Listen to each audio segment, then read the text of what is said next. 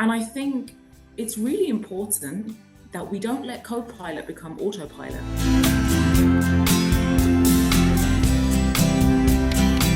Welcome everyone. I am delighted to be joined here by two great friends of Iventive for a conversation ahead of Iventive's Learning Futures Dubai Executive Knowledge Exchange on the 29th and 30th of October 2024.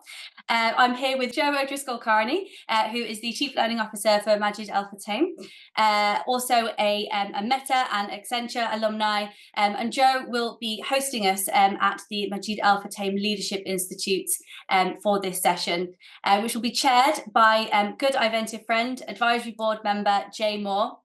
Jay is the former Chief Learning Officer for GE Corporate at Crotonville campus and has joined, facilitated and chaired many Iventive sessions and advised all the other ones in between as well. And very excited to be working with you both ahead of this session. This is a great chance to connect and to share with some of the Iventive network the topics that are top of mind that will be coming up in the conversations that are both current at Majid Al Futtaim and what you're seeing as well, Jay, in your network. And also this is a great chance for anyone to have an idea of the conversations that they can expect in October. And feel free to drop your comments, drop your conversations below, and we'll pick those up as well. So you both come at the moment from large organisations, conglomerates with many moving parts, very multifaceted organisations. And so one question I would have to that is, how can organisations develop an ecosystem that constantly requalifies employees and moves from reskilling to new skilling in a world that has got such a fast pace of change at the moment?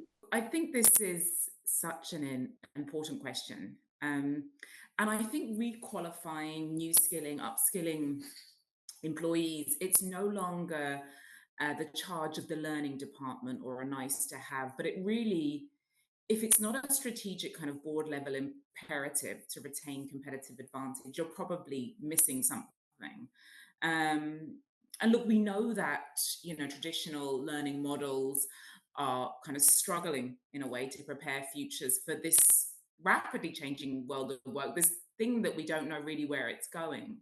And we know that if you couple this with geopolitical crises, climate technology, changing worker expectations, you really have to mandate this kind of ecosystem that constantly requalifies employees and creates jobs in this type of world.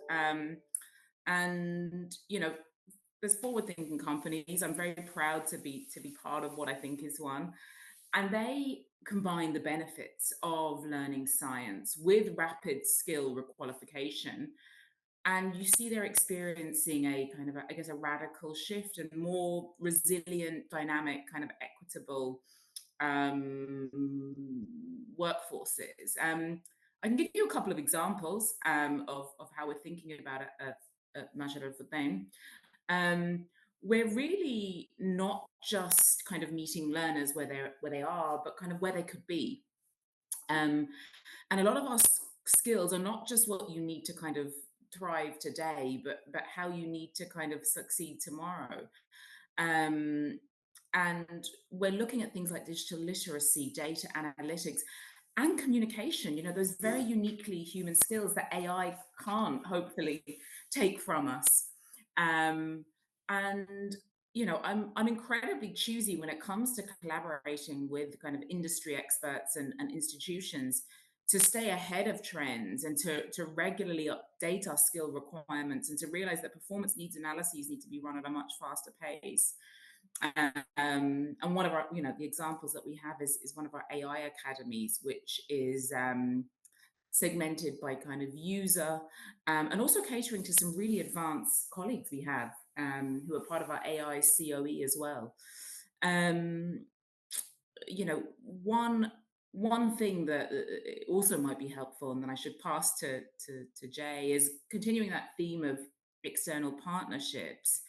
Is I think what's really important for learners now is to have a level, and learning leaders, I should say, is to have a kind of an epistemic humility to be really metacognitive and to say we actually don't know where this hype cycle is going. There's lots about this we don't know, and everybody has an opinion and a prediction, but the reality is not everyone can be right. And we've seen that happen with COVID, other black swans, white swans. So much is unpredictable. Um, and I think part of also what we're focusing on in terms of requalifying employees is focusing on those skills that we know can't change and know that we'll always need to perpetuate or will always need to help people with. Um, and I've become a lot more kind of, I guess, humble in these conversations with learning institutions to say, I don't have a laundry list anymore of what I need from you. You tell me, and being much more open to having that kind of research backed insight around what are the best guesses we can make and kind of going from there. What about you, Jay? I'd love to hear Yeah, your you perspective. just sparked so many thoughts, Joe. This is why I love hanging out with you and Hannah in these conversations. And as we expand this in October, um, you hit upon a few things that I want to reinforce. One is, being really clear as to what you want to achieve, right? So I love that notion of it's not just about current state, but it's also about where do we want to aspire, but also having the clarity as to what good looks like, right, as it Mm, relates to that. And yet at the same time, the tension we have with that is we don't want to be confusing the employee base every single year, right, with the next best thing. So I think there are core sets of skills that a company can look at that will be perpetual or at least a little bit longer standing in nature that you wish to hold. And that tends to be based in your values or other common skills, but also being having enough humility to say we're going to be kind of testing and being agile around these other spaces. And as we learn more, we'll feed it back and we'll just have that continuous loop of learning. So I really like that piece. The other thought that occurs to me as well around this is when we talk about ecosystems is how do we embed this back into our operating cadences so we can actually see it come to life and that it can also be reinforced. Joe, you hit upon a keen aspect for us and for me, and that is it's got to be aligned to where the company's going, right? It's got to be aligned to something that's very strategic and meaningful to where the company's going, to what our customers need, right? So that alignment piece is really critical in having that clarity up front. But then looking at areas of where is it the annual review? Is it a mid-year biannual piece that you're able to incorporate the learning into? Are there other operating cadences that you can latch into as it relates to monthly operating reviews where this learning can be shown and displayed and you can have the gaps exposed so we can continue to work on closing those gaps? So those would be the additional thoughts to the ones I would add to Joe to what you shared around that question. Love the mhm. question, Hannah. Yeah. I loved as well what you said, Joe, at the beginning to say that it's no longer just a learning function imperative, but it really is a business imperative, and it is leadership from the top. And I Mm, think that openness to the humility of saying this is going to change. What we do now, it will be different. It is going to change. It is going to need to adapt, and it's about bringing everyone along on that journey and that openness, as you say to Jay, being really clear in the communication. mhm, And I think that's one thing I've always really learned as well from both of you is being very intentional and deliberate in communicating what learning is doing, whether that be mm, the Leadership Institute that I've come to know a lot about and I've visited and we're excited to be hosted at. And also, Jay, knowing your role with Crotonville, and you've shared before, it's many iterations and how it was always kind of reassessed to be made fit for purpose. So how have you both used that used institutes, whether it's bricks and mortar institutes or more a concept of a learning COE, and marketed it to the organization, and shown that it is constantly reinventing? mm. Do you Perhaps want to Joe, kick off, Jay? Or So you want me to go? so we'll just kind of flip. That's totally cool. Thanks, Joe. Yeah. I'll start on this one, and then you're going to add things that I'm only going to wish I had said. So let me just say, so it's this concept of marketing and learning. So I'm actually a marketing student, and when I was the CLO at corporate, I actually reported into the vice president of marketing and learning. And at the time we made that switch, I'm like, "Gee, why is that logical?" Because typically you'll fall into like an HR path or other functional area. And as time was spending on, and particularly as we saw the acceleration of digital and content coming our way, I'm like, wow, this really makes sense. In fact, one of the things we were able to do is we're setting up each of the GE businesses for their separations and spins. We use that as a moment to say, okay, what are some of the skills that we need in the L&D organization that we've always wanted to have, but we just were never able to make the case for? And we actually installed marketing communications within the L&D organization. And the reason for that is because, Mm, Joe, you alluded to this earlier, we count so much on our partners around this. mm, A massive amount of content we have, and AI is going to help us with this, and our LXPs are going to help this. But we still need a way in which we can communicate to our employees what's available, how can they engage, and then also look at the data patterns of these consumption patterns. So I think like these marketing areas of where you're looking at key marketing skills of voice of customer, the data analytics and how you plan, the marketing campaigns, right? How are you getting share of mind, which is getting increasingly more challenging. I think the fit continues to work out really well. And then look, you'd also asked, I think, as part of that, are they mutually supportive? And as you're looking at where learning continues to go, the cross-functional nature, we've always been very well connected with our HR partners, but that is extended to our digital technology partners, and it certainly is also extended to our marketing communication partners as well in trying to solve for this. Joe, I'll hand it to you and welcome your thoughts. yeah. Um, well, it's so interesting what you're sharing there.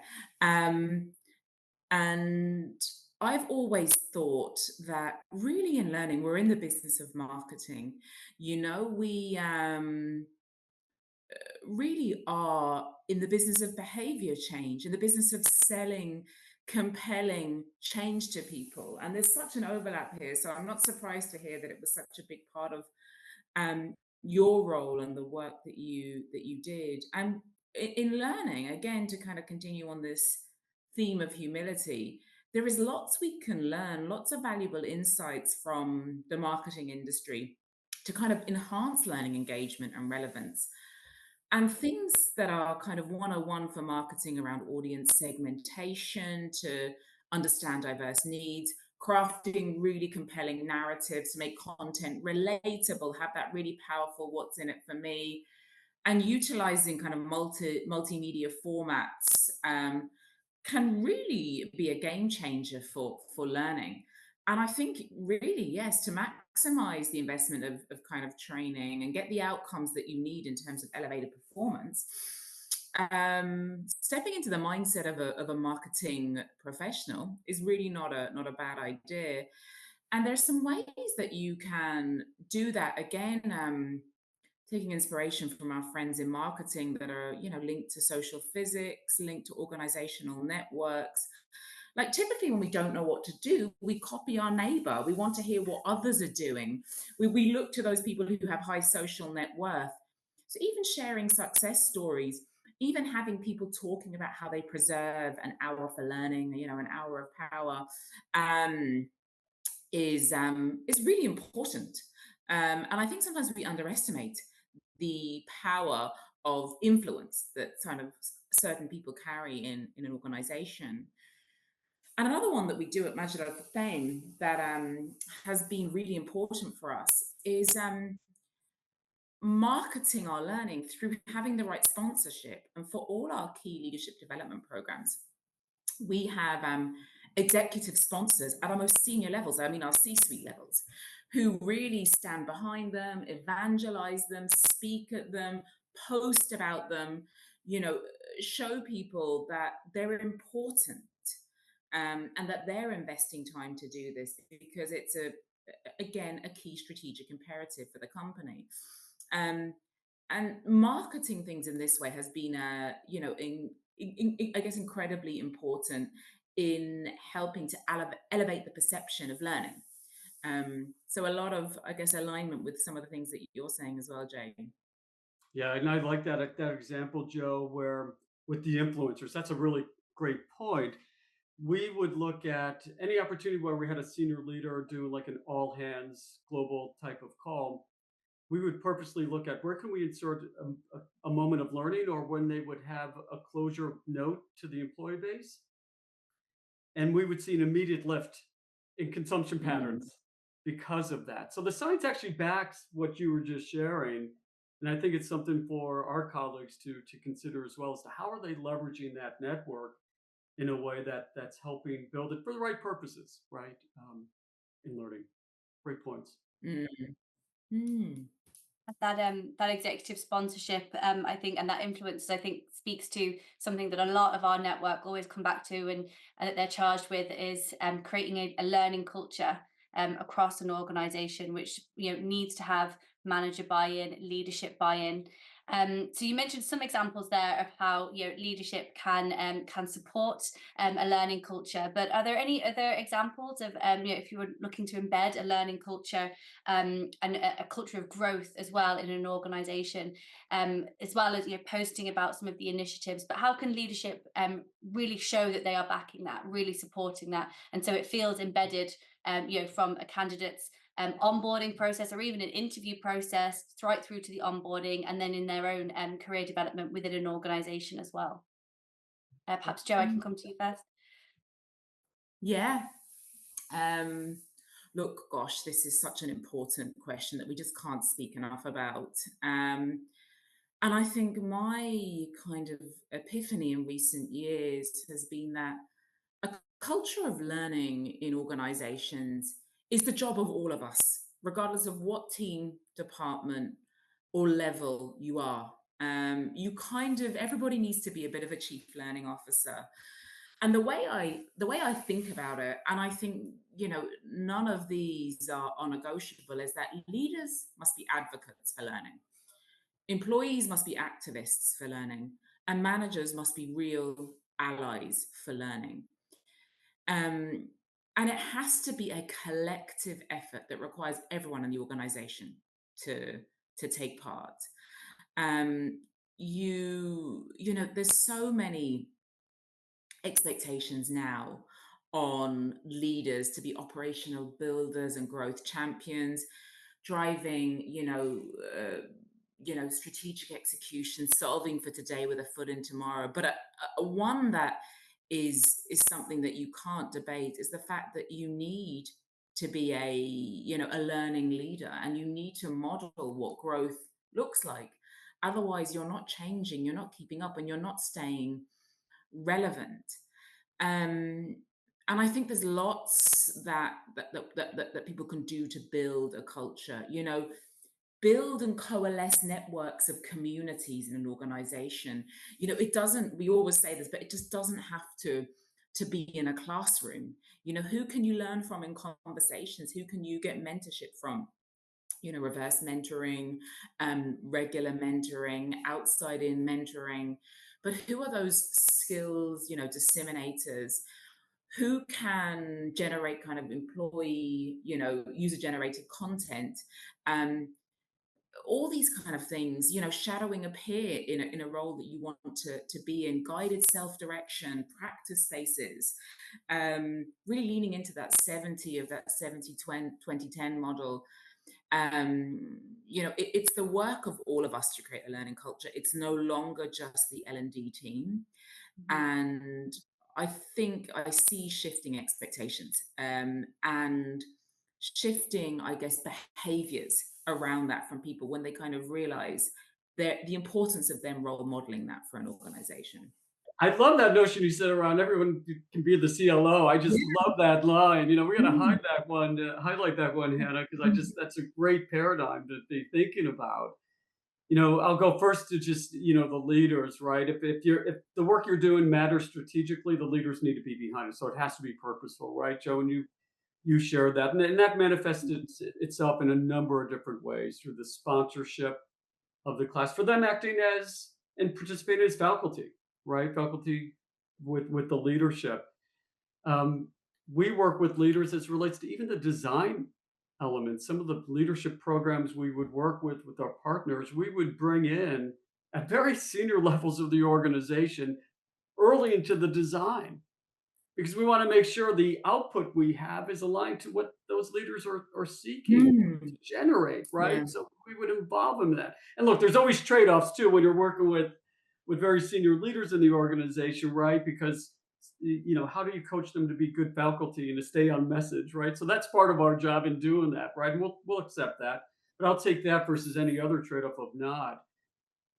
Joe, also going to some of the points you make, I think just this notion of having the permission for learning culture and supporting employees and each other and being able to do that is just so critical in this, that it's not just like this separate thing that you do, but it's part of what we expect of you, and we're going to support you in that. And hey, look, we're even going to have a conversation so I can see how we can keep supporting that throughout the rest of the year.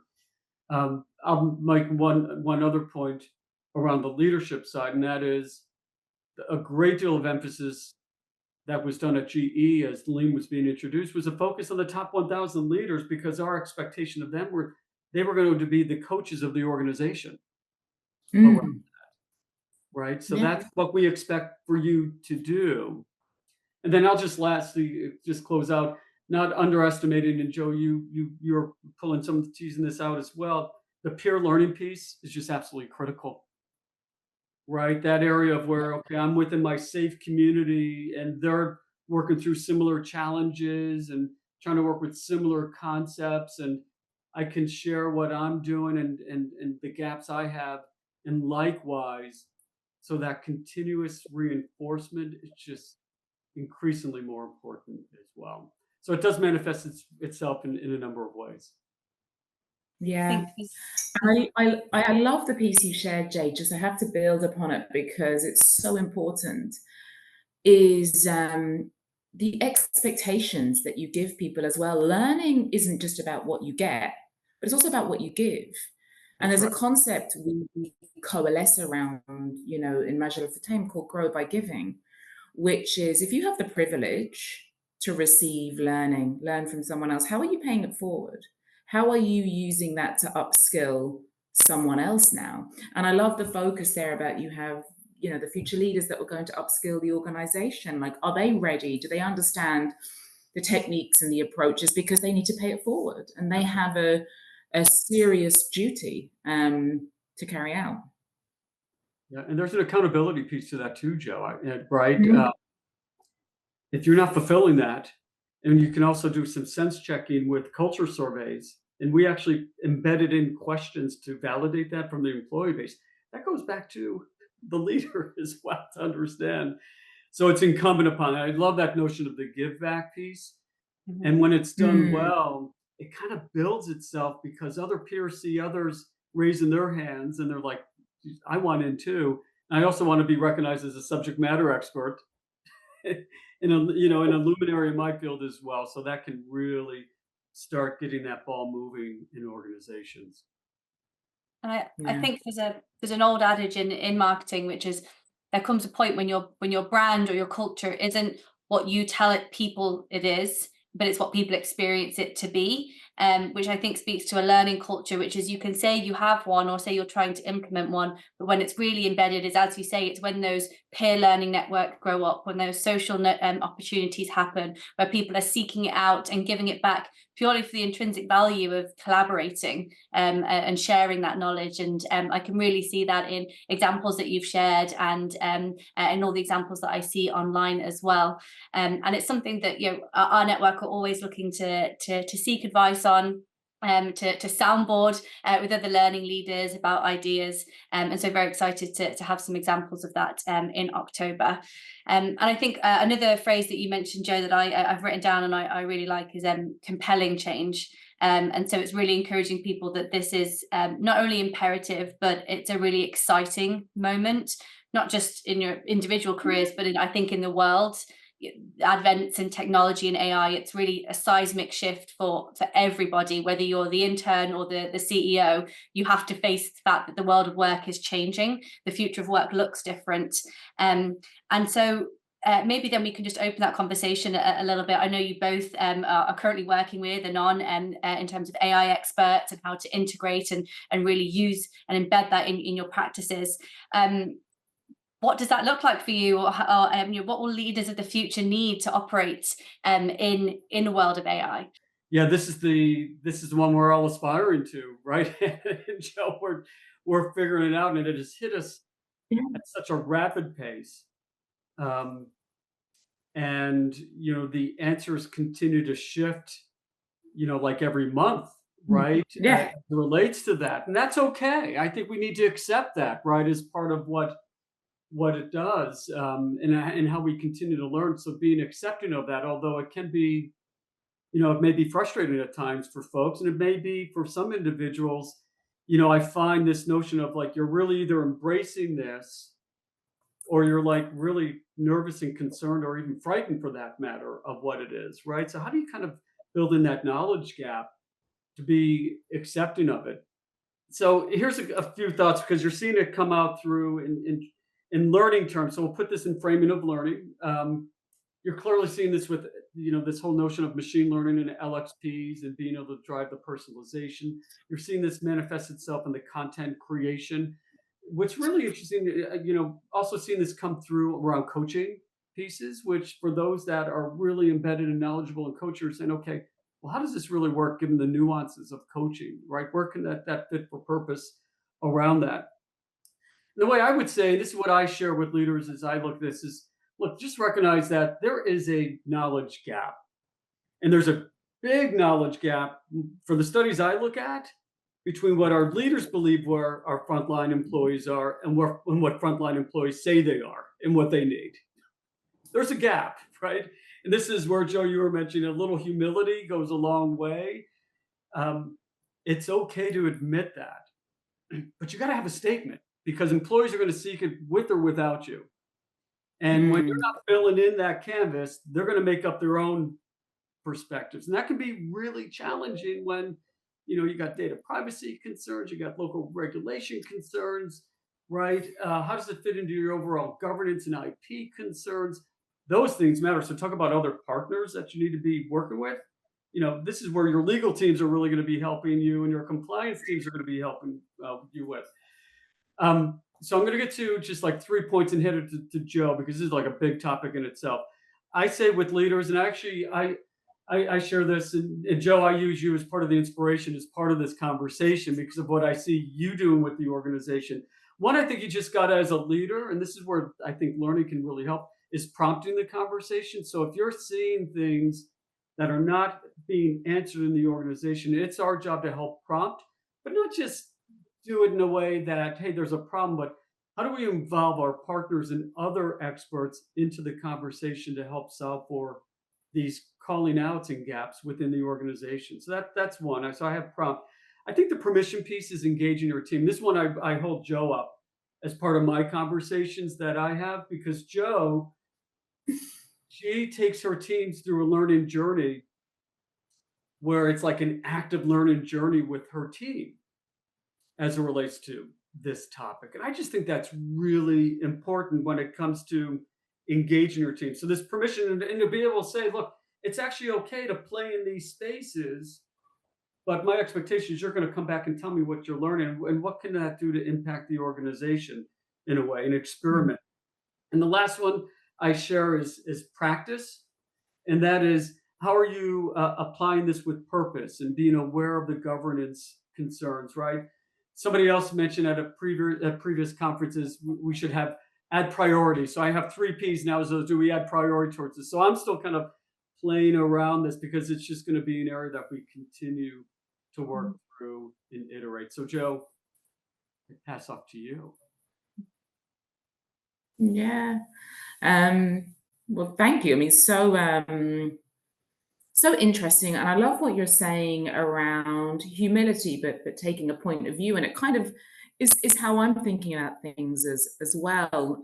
And I was thinking, about that kind of famous Darwin quote back, over 100 years ago, where he says, something like ignorance begets, more frequently begets confidence than does knowledge. And I think that's a place that a lot of leaders are in now in learning, but much more broadly, leadership just across organizations, workplaces, different types of industries. And if you look, at this hype cycle literature on social or traditional media, people are expressing themselves with so much confidence around something that it's fascinating to me at the moment. And this deep psychological bias about X knows where it's going, Y knows where it's going, is something I think we need to just pause a little bit on, That's right. maybe. But I do think, to your great point around, okay, let's be humble, but we need a position on this. I think for me, the safest bet that I'm seeing for leadership at the moment is what what are you willing to put your house on that we're still going to need to be able to do, even as AI evolves? And to me, that's really, to be a human being, not a human doing. And what does that mean? Well, that means things like the ability to adapt to rapid change are going to be critical. And you alluded to it, and we often laugh about it, that we launched an online AI course a couple of months back, and it was out of date in 3 days. Right. I'm like, oh my goodness, what do we do with this thing? But just being aware that we will need to evolve and change and know our knowledge limits, and to not be embarrassed about that, and to be okay to be vulnerable around it, but continuously adapt, even when it feels uncomfortable, is just going to be critical. I think something that we're going to need to also be really, really intentional about as leaders is to realize that AI, I don't know if this is should be edited out, but it's not always ethical by design, because sometimes the people training it That's have right. bias. And we love to blame everyone else for bias. Oh, they're biased, I'm not. But the reality is, if you have a brain, you're biased. And we're all training these systems, we're all giving them data. And I think it's really important that we don't let Copilot become autopilot. And we still have that critical thought where we step back and say, does this seem off? Is this right? I'm going to sanity check this. I'm not sure. And I think questioning ourselves, questioning things that maybe we didn't necessarily think we have to, is going to be, it's our duty really to humanity to be able to do that. And I think it's going to be an interesting time for leadership, because those are the types of power skills that I think you'll see people who thrive really shining in. Yeah, Joe, I'm just going to quickly add on. The bias piece is a huge one, right? So it's not only what your data source is in the language models that are being used, but who's actually reviewing the data, right? So that involves itself. And with AI, when we're putting things out to our employees and customers, that's your brand. That is your Yeah. brand value and purpose. And I'll tell you, when you start putting some of these things, again, depending upon the expectations you set, you can just give one bad answer and it's like you just lost a lot of credibility, and rightly so. Mm. But the other point too, and this one is real, I'm hearing this pretty consistently in industry, Joe, and you're keen on this, is what does this mean to our critical thinking skills? Yeah. Right. As we Yeah. take some of these lower level objects out, I love that notion of co-pilot and autopilot, right? Critical thinking skills I'm finding both in academia and just in professional settings is going to be up in the ante for all of us as it relates to how do we apply critical thinking skills, and how are we putting through enough filters and thoughts as relates to sources of truth around this work that we're seeing as well, and pressure testing that. But it's not to say, so those are the things we have to watch and be aware of and be really keen on, because there's also a lot of good that comes up, right? So this is kind of the interesting piece for us intellectually, is to how do you make this work together for betterment of all, right? And that's Yeah. part of the quest. So a wonderful topic, and one that I think, Joe, for you and I and all of our learning teams out there, right, it's a constant topic and will be for a long time to come. Yeah, it really is. It's changing the game. It's not only how we learn about AI, but how we build content using AI. I mean, it's AI everything. Yeah. That's right. So fascinating to me. It's one of my favorite conversations to have. And one anecdote, you said I'm working with a facilitator for one of our events in November, and he wants to talk about AI. And I was like, okay, maybe we could look at what topic you'll be talking about. And he said, okay, like the event's on the Tuesday in November. It's like, call me on the Monday. And that's when, because like there's no point in having the conversation now, because it'll be different next week and the week after and the week after that. It's changing that fast, and it's moving at that pace. And I think as well, to your comment about critical thinking and reading with discernment, one thing I've noticed that among my peers, we were very quick to laugh at maybe our parents or our grandparents that were falling for fake news a few years ago, and we have very quickly become that ourselves. I'm like, we're not reading that with discernment. We're not looking at that critically. It's, as I say, you're using it as an autopilot, not as a calculator to support you still doing your own sums. And I think, having that kind of awareness and that critical thinking, and a word we've been coming back to a lot is the humility of where does this actually fit in that gets me to the right answer quicker, not just a answer quicker or faster. But I do think it is seismic. I do think it's impacting. I think learning is critical, because it's something that's, I think, changing for everybody, and the learning function is a real opportunity to help organizations embrace this change. A proverb we hear a lot is, when the winds of change blow, some people build walls and some people build windmills. And I think learning is the windmill in that it can help really embed some changes and exacerbate that in a really positive way. Maybe just as a lighter question, what are you most excited about with AI as an opportunity, be it with learning or just in general as business leaders? What's exciting you about that? Goodness, what a question. I think the ability to really let us do creative, high value work.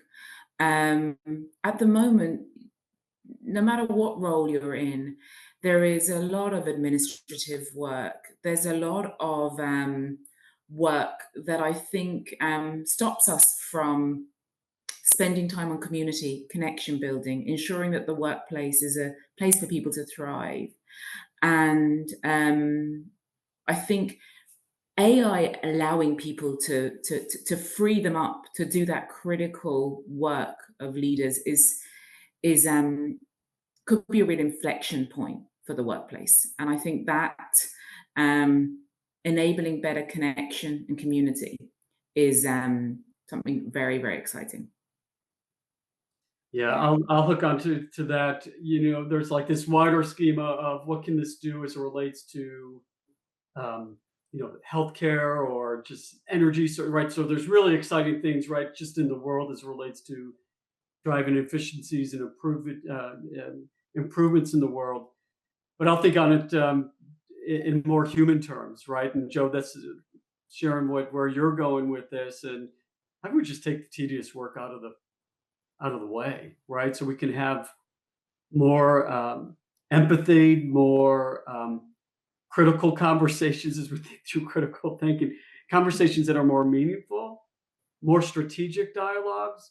I mean, I'll give you some examples, right? As we're seeing things proliferate just with book publishing, think of all the research you would have to do with all the papers you would do to be able to kind of coalesce information. Now that's improving, right, with this type of work. So can that give you more energy in thinking around what you're trying to achieve in that particular publication? Are we actually able to eliminate bias? I've seen this one firm that's taking in this tool to actually eliminate bias by taking in voice of customer and coalescing common themes and threads that we otherwise would do independently, looking through the spreadsheets, right, and looking at that work. So for me, taking out the tedium for more aspirational conversations, more empathetic conversations, that's what gets me excited. The tedium still hasn't escaped yet, though. I'm just not feeling it completely. I'm starting to slowly see it enter into the workplace. So I think we still have some time yet to see that actually come to fruition, but that's certainly an aspiration with it. And I think you are both great examples of leaning into your own peer network.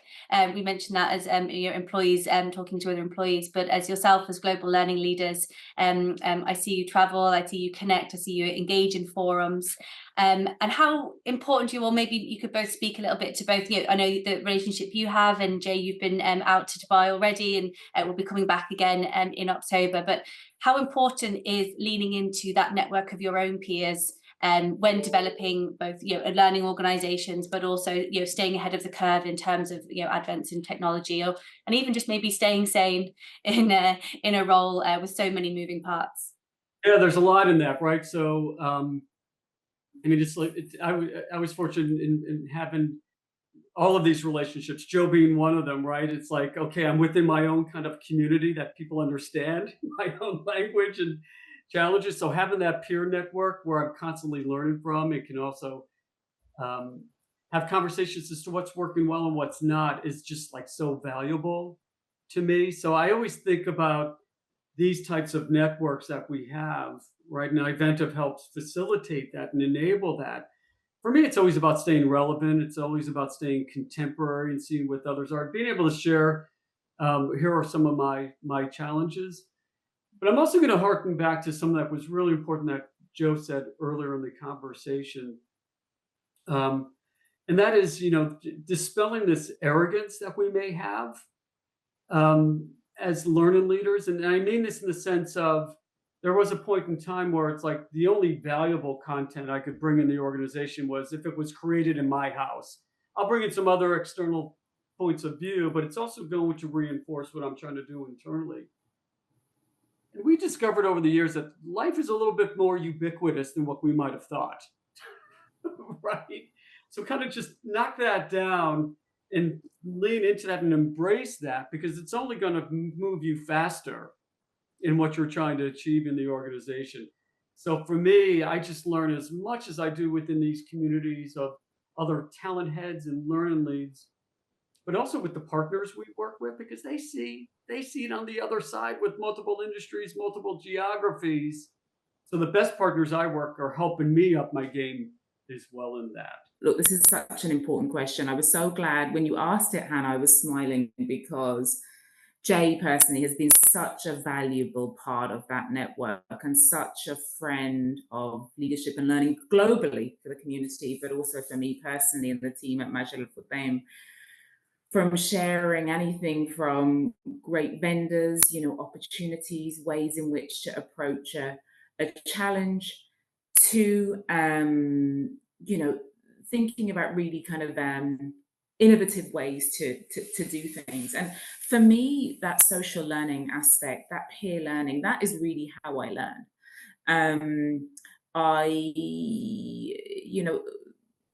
Formal learning, classroom, books, it's always going to be important.